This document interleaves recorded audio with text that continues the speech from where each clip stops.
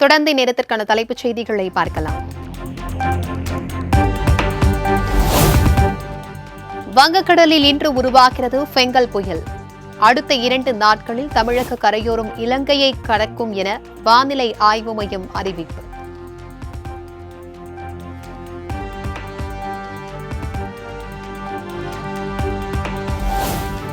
சென்னையில் 1000 விளக்கு, கோடம்பாக்கம், கிண்டி உள்ளிட்ட பல்வேறு பகுதிகளில் காற்றுடன் கூடிய கனமழை. நேற்று பகல் முழுவதும் கொட்டி தீர்த்த நிலையில் இரவில் வெளுத்து வாங்கியது.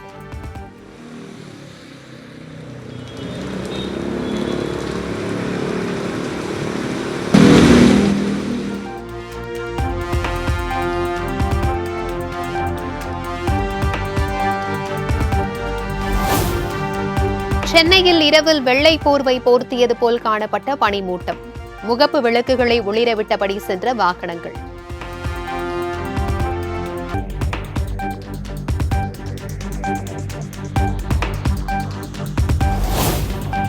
திருவாரூர், தஞ்சாவூர், நாகை உள்ளிட்ட பல்வேறு மாவட்டங்களில் பரவலாக கனமழை. தாழ்வான பகுதிகளில் மழைநீர் சூழ்ந்ததால் வாகன ஓட்டிகள், பொதுமக்கள் பாதிப்பு.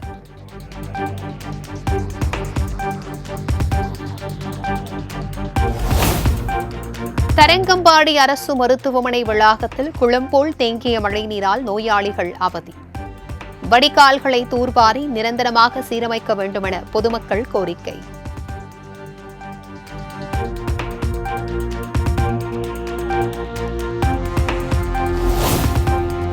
சென்னை, செங்கல்பட்டு, காஞ்சிபுரம், புதுக்கோட்டை, சிவகங்கை மாவட்டங்களில் பள்ளிகளுக்கு மட்டும் இன்று விடுமுறை. கனமழை எச்சரிக்கை காரணமாக மாவட்ட ஆட்சியர் அறிவிப்பு.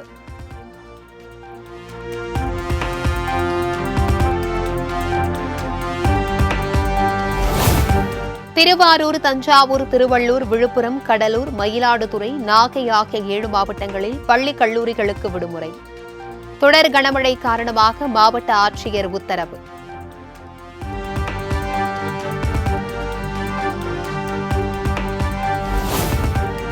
புதுச்சேரி, காரைக்காலில் இன்று பள்ளி கல்லூரிகள் இயங்காது. கனமழை எச்சரிக்கை காரணமாக மாவட்ட ஆட்சியர் அறிவிப்பு.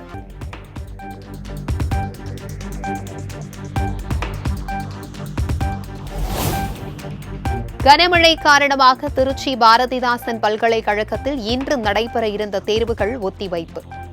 சிதம்பரம் அண்ணாமலை பல்கலைக்கழக தேர்வுகளும் ஒத்திவைக்கப்படுவதாக அறிவிப்பு.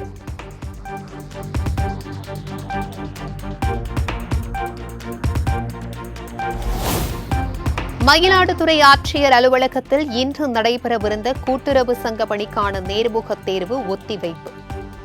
கடலூரில் நடைபெற இருந்த தேர்வுகளும் ஒத்திவைக்கப்படுவதாக கூட்டுறவு சங்கங்களின் இணை பதிவாளர் அறிவிப்பு.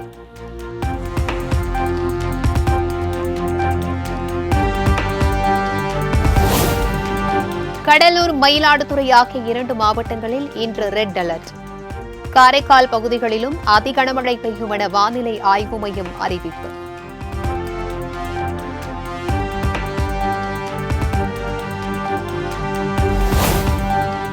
சென்னை, திருவள்ளூர், காஞ்சிபுரம், செங்கல்பட்டு, விழுப்புரம் ஆகிய மாவட்டங்களில் இன்று ஆரஞ்ச் அலர்ட். அரியலூர், திருவாரூர், நாகை, தஞ்சாவூர், புதுக்கோட்டை, புதுச்சேரியில் மிக கனமழைக்கு எச்சரிக்கை.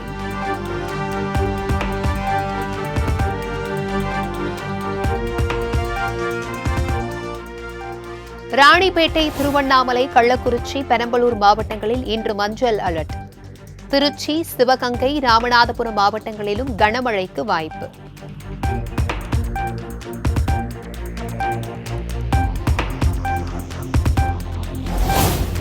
நாகை முதல் திருவள்ளூர் வரை சுமார் 12 அடி உயரத்திற்கு அலைகள் எழும் என்பதால் வரும் 30ஆம் தேதி வரை கடல் அருகே செல்ல வேண்டாம். கடற்கரையை ஒட்டியுள்ள மக்கள் பாதுகாப்புடன் இருக்கவும் பேரிடர் மேலாண்மை துறை அறிவுறுத்தல்.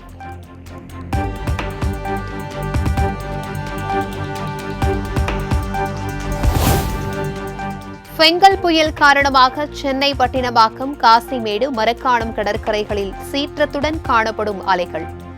கடலூர், நாகை, பாம்பன் உள்ளிட்ட பகுதிகளிலும் சுமார் 6 அடி உயரத்திற்கு எழுந்த அலைகளால் மக்கள் அச்சம்.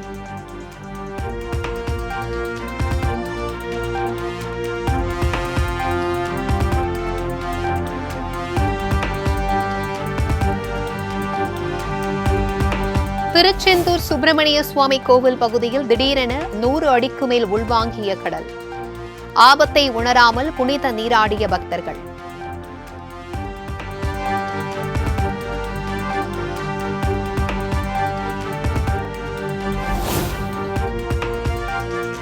கனமழை எதிரொலியாக புதுச்சேரியில் மறு அறிவிப்பு வரும் வரை சுற்றுலா படகுகளை இயக்க தடை.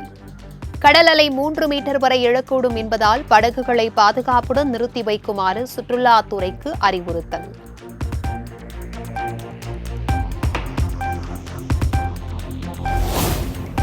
மழை நிவாரண பணிகளில் துரிதமாக ஈடுபட வேண்டும்.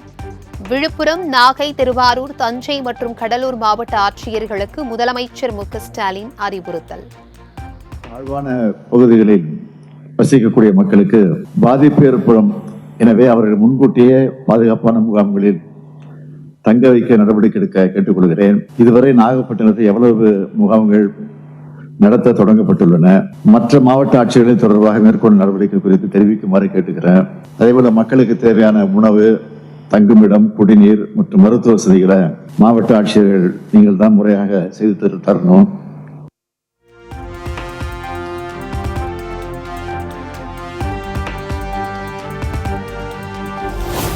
விழுப்புரம் மாவட்டத்தில் நாளை மற்றும் 29 ஆகிய தேதிகளில் நடைபெற இருந்த முதலமைச்சர் மு.க.ஸ்டாலினின் கள ஆய்வுக் கூட்டம் ரத்து.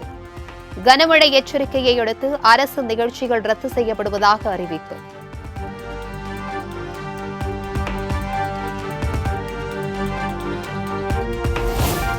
எதிர்க்கட்சிகளின் கடும் அமளியால் ஒத்திவைக்கப்பட்ட நாடாளுமன்ற குளிர்கால கூட்டத்தொடர் இன்று மீண்டும் கூடுகிறது.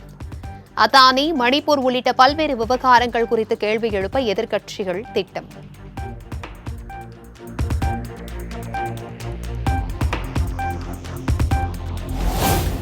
வக்ஃப் சட்ட திருத்த மசோதாவை ஆய்வு செய்ய அமைக்கப்பட்ட நாடாளுமன்ற கூட்டுக்குழு இன்று மீண்டும் கூடுகிறது.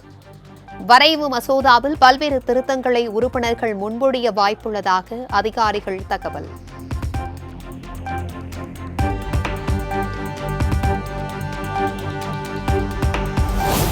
நான்கு நாட்கள் பயணமாக குடியரசுத் தலைவர் திரௌபதி முர்மு இன்று தமிழ்நாடு வருகை.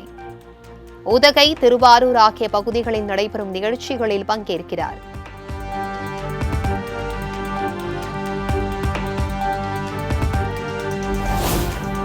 நான்கு நாட்கள் பயணமாக குடியரசுத் தலைவர் திரௌபதி முர்மு இன்று தமிழ்நாடு வருவதன் எதிரொலி. உதகை ஆளுநர் மாளிகை, வெலிங்டன் ராணுவ பயிற்சி கல்லூரியில் பாதுகாப்பு ஒத்திகை.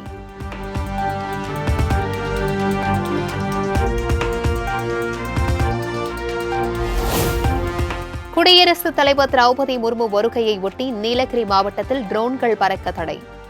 பலத்த போலீஸ் பாதுகாப்பு.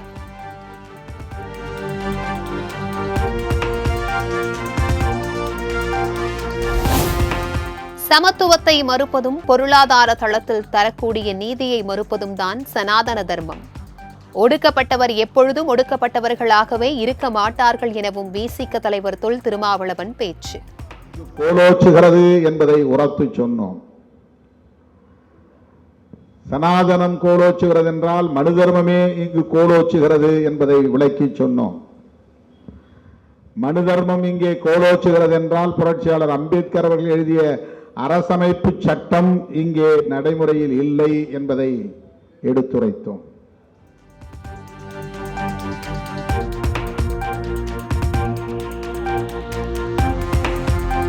பாதுகாக்கப்பட்ட வேளாண் மண்டலத்தை 2021 ஏற்றுக்கொண்ட பாஜக அரசு தற்பொழுது மறுப்பது ஒரு அரசாங்கத்தின் இருவேறு குரல்களாகத்தான் பார்க்க முடிகிறது. முன்மொழியை அனுபவிப்பதில்லை என்கிற பாஜக, அனுப்பிவிட்டோம் என்கின்றது அதிமுக. இதில் யார் சொல்வது உண்மை எனவும் எம்பி கனிமொழி கேள்வி.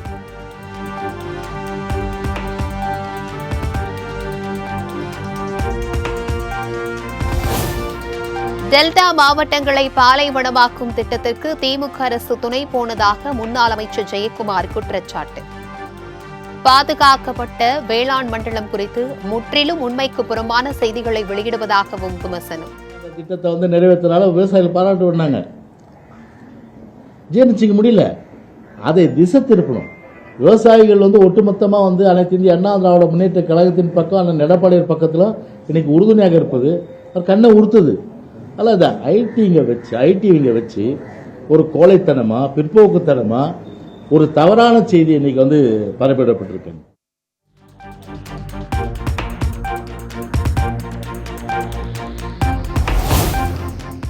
பிற மதங்கள் குறித்து பாடல் பாடும் சூழ்நிலை வந்தால் தமிழ்நாட்டில் மத மோதல்கள் தான் வரும் என எச் ராஜா பேட்டி. சர்ச்சைக்குரிய வகையில் ஐயப்பன் பாடல் பாடிய இசைவாணியை உடனே கைது செய்ய வேண்டும் என வலியுறுத்தல்.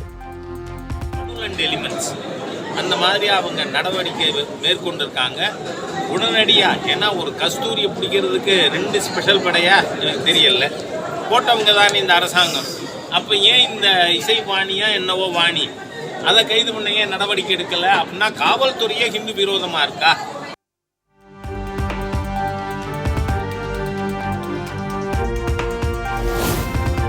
இன்றைக்கு டெபுட்டி சிஎம், ஒரு நாள் டெஃபினெட்லி சிஎம் ஆவார் உதயநிதி.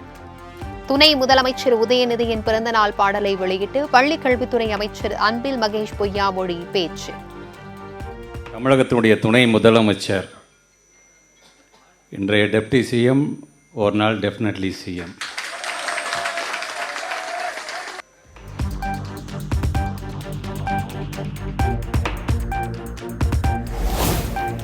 லண்டனில் இருந்து தமிழ்நாடு திரும்பும் அண்ணாமலை நவம்பர் 28 முதல் திராவிட கூட்டத்திற்கு ரெட் அலர்ட்.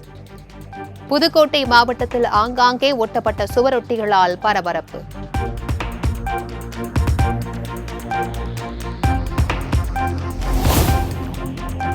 நெல்லையில் பிரபல தொழிலதிபர் RS முருகனுக்கு சொந்தமான அலுவலகத்தில் வருமான வரித்துறை சோதனை. அரசு ஒப்பந்தங்களில் கட்டப்படும் TDS தொகை முறையாக செலுத்தப்படாதது தொடர்பாக சோதனை மேற்கொண்டதாக தகவல்.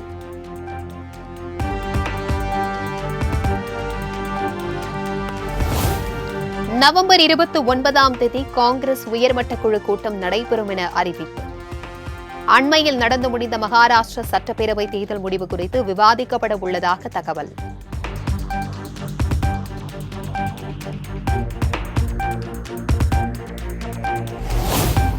டெல்லியில் காங்கிரஸ் கட்சி தலைவர் மல்லிகார்ஜுன கார்கேவுடன் ஜார்க்கண்ட் முதலமைச்சர் ஹேமந்த் சோரன் சந்திப்பு.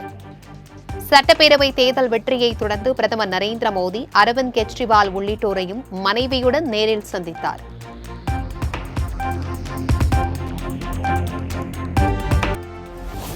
ஜப்பானில் ஏற்பட்ட சக்தி வாய்ந்த நிலநடுக்கத்தால் பொதுமக்கள் அச்சம்.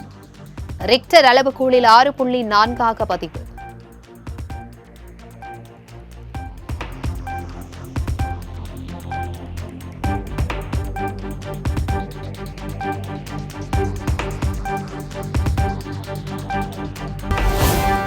ப்ரோ கபடி லீக் தொடரில் யூபி யோத்தாஸ் அணியை வீழ்த்தி தமிழ் தலைவாஸ் அபார வெற்றி. தபாங் டெல்லி பாட்னா பைரேட்ஸ் அணிகளுக்கு இடையிலான மற்றொரு ஆட்டம் டிரா.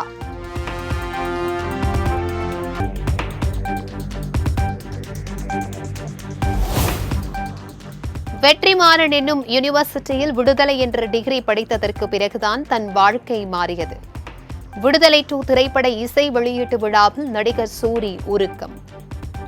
எல்லாத்துக்கும் காரணம் வெற்றிமாறன் மட்டும்தான். இது அவர் தான் எல்லாத்துக்கும் காரணம். அவர் ஆரம்பித்து வச்சது தான் இன்னைக்கு இவ்வளோ தூரத்துக்கு போயிட்டு இருக்கு நான் நினைக்கிறேன். ரொம்ப நன்றிங்கண்ணே. இதை நான் முடிஞ்ச அளவுக்கு நான் ஒரு நல்ல பேரோட நான் கொண்டு போயிருக்குன்னு நான் நினைக்கிறேன்னே, நான் நம்புறேனே. ரொம்ப ரொம்ப சந்தோஷம்.